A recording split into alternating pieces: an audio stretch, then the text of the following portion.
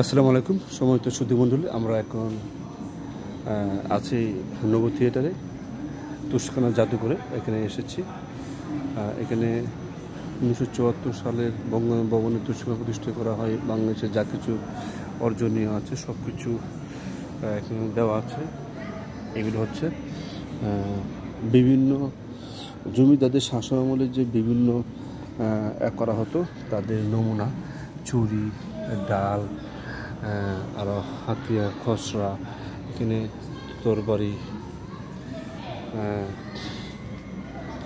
জমিদারদের ব্রিটিশ আমলের জমিদার এবং সাম্রাজ্য সমলের যে বিভিন্ন ধরনের তরবারি, যুদ্ধক্ষেত্রে রামদা এবং অনেক বিভিন্ন ধরনের সুইচিং এবং কুটার, খড়ক, চূড়া, বিভিন্ন ধরনের সরঞ্জাম এখানে দেখতে পাচ্ছি।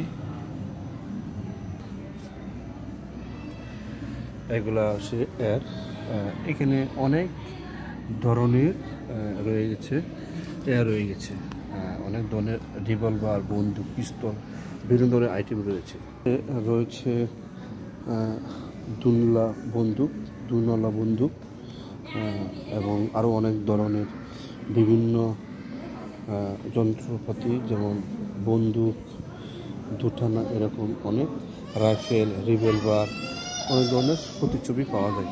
আসলে এখানে বর্তমান যুগে ঘরে বসে না থেকে অবসর সময় বাচ্চাদেরকে একটু মুক্তিযুদ্ধে বাংলাদেশের ইতিহাস এবং মুক্তিযুদ্ধের কথা জানার জন্য এসব মনে করি বাচ্চাদেরকে নিয়ে একটু বসলে হয়তো অনেক ধরনের জ্ঞান অর্জন করতে পারে।